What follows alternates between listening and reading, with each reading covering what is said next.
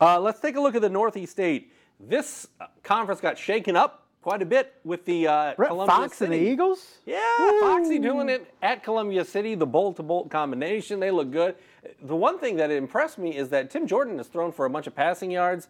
Kentrell Thomas is a great receiver. But they held them to 7 points offensively, is what the Columbia City defense did. That's the one thing I don't think we're talking about with Columbia City is defensively.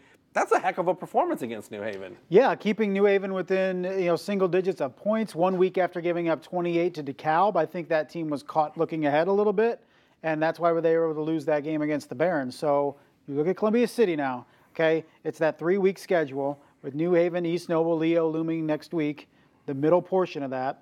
At East Noble, at Kenneville, tough place to play, but do you give Columbia City a shot on Friday night? I absolutely think you do, the way they played last week. And the way Norwell, if they can look a little bit at the blueprint, yes, Norwell was leading in the second half of that game. East Noble needed a solid comeback, and it doesn't hurt that they were at home.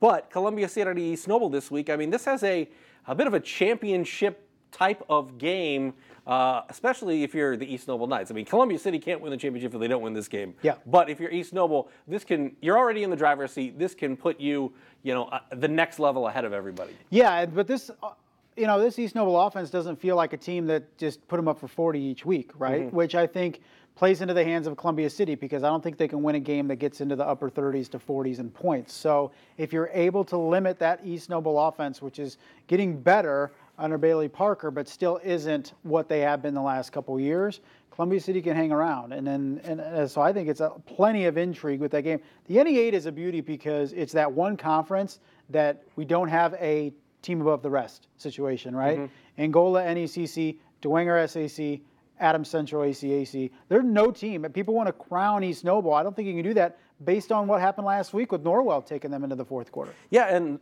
another game that I think is going to be interesting, DeKalb at Norwell. In years past, we were DeKalb, Norwell.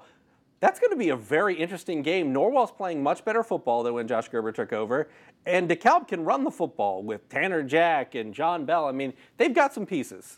Yes, they should be a very good game, too. And Norwell's got to think, man, we were so close last week. We were really – that was one of the scores that, as we were watching other games going, every time we saw a score, like, really? Norwell just scored again, took the lead again. And he just kept going back and forth before East Noble was able to outlast them. And then DeKalb, obviously, 2 weeks ago had the win over Columbia City.